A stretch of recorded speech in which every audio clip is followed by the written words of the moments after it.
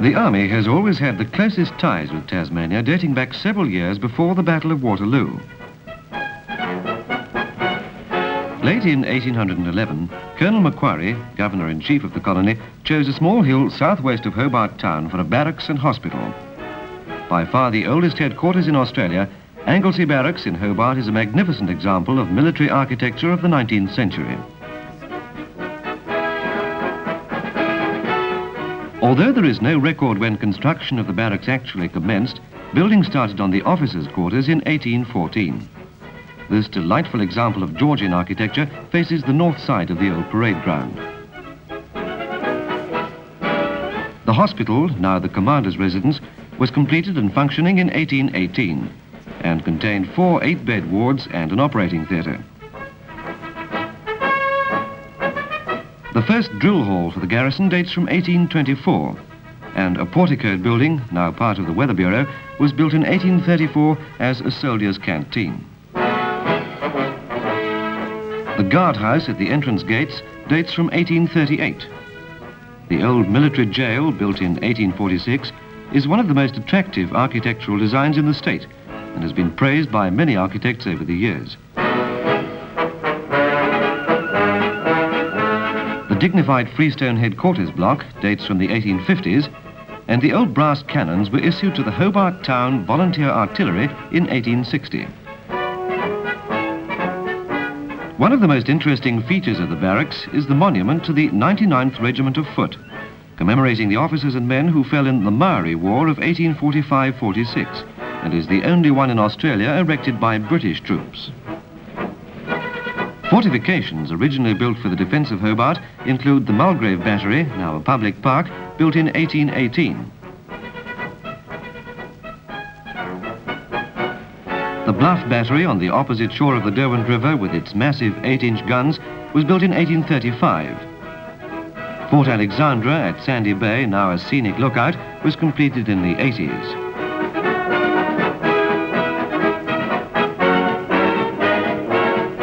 In this century, Tasmanians have splendid traditions in 2 world wars.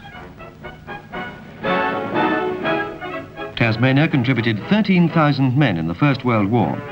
Hundreds of them won decorations, including 11 VCs.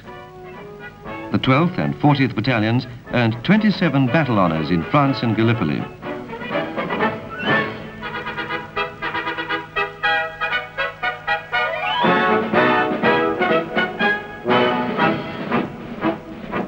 At the outbreak of the Second World War, Tasmanians again flocked to the colours, and the 2nd, 12th and 2nd, 40th Battalions were raised. They added a further 17 battle honours in the Middle East and Southwest Pacific areas.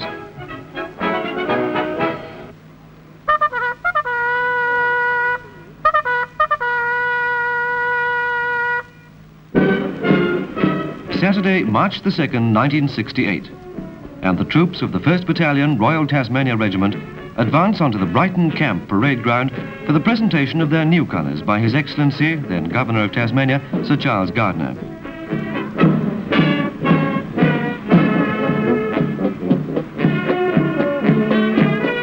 The custom of carrying colours originated in medieval times, when warring factions carried flags with family or armorial bearings to show the positions of commanders and to serve as rallying points.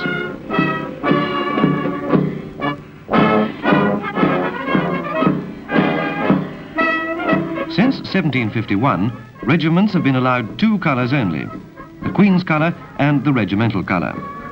Although no longer carried into battle, colours remain the symbol and spirit of the regiment.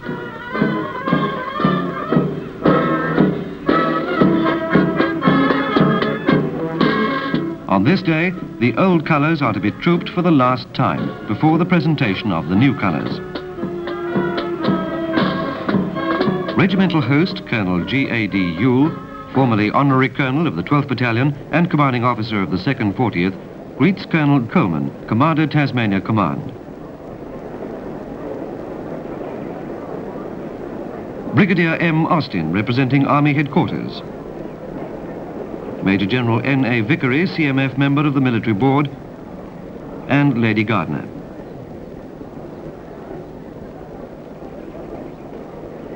The Governor, Lieutenant General Sir Charles Gardner, who will present the new Queen's and regimental colours to the regiment, arrives.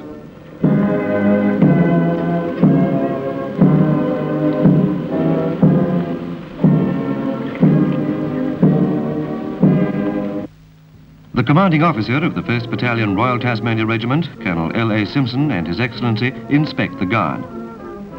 More than 3,000 people from all parts of the state are here to witness this rare and historic ceremony. On the order, Troop, the Southern Command Band pays its compliments to the old colours.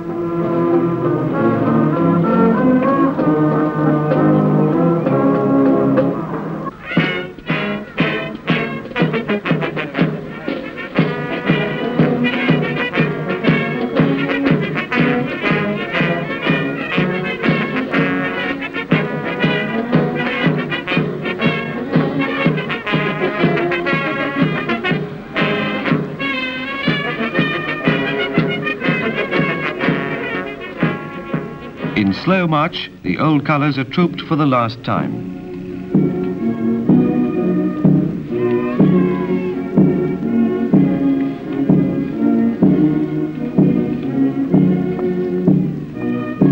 As they approach the exit, the old colours pass between the ranks of veterans of the 12th and 40th Battalions of 2 World Wars.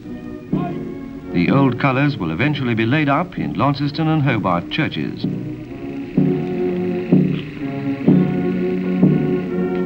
Now that the old colours have been marched off, the guards form 3 sides of a hollow square.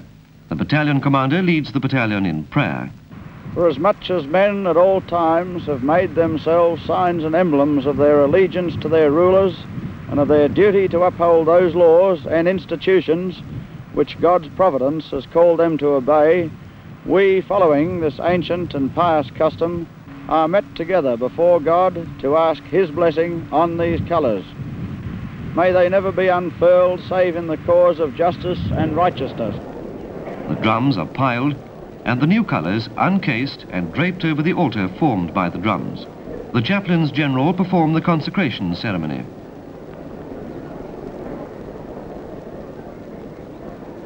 The consecration ceremony ended, Sir Charles Gardner now presents the battalion with its new colours.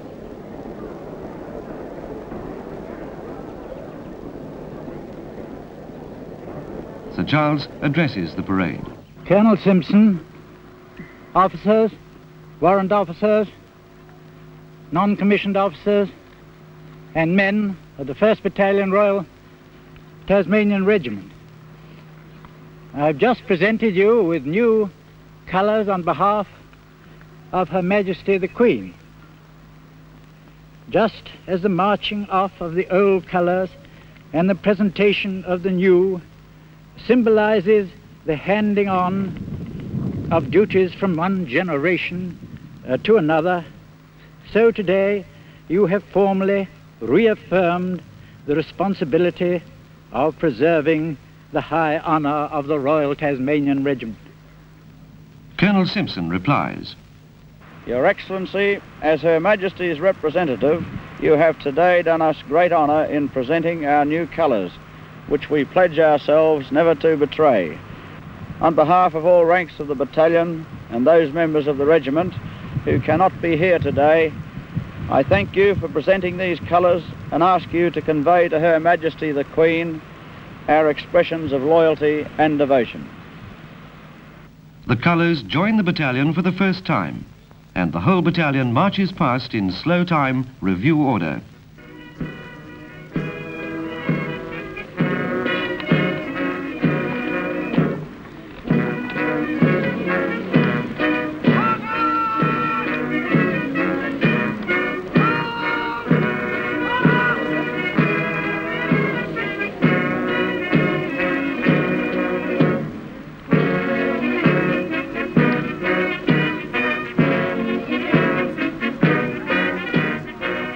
As this stirring ceremony comes to an end, one is reminded of the words of Sir Edward Hornsley.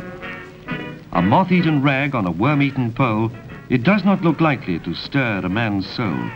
'Tis the deeds that were done 'neath the moth-eaten rag, when the pole was a staff and the rag was a flag.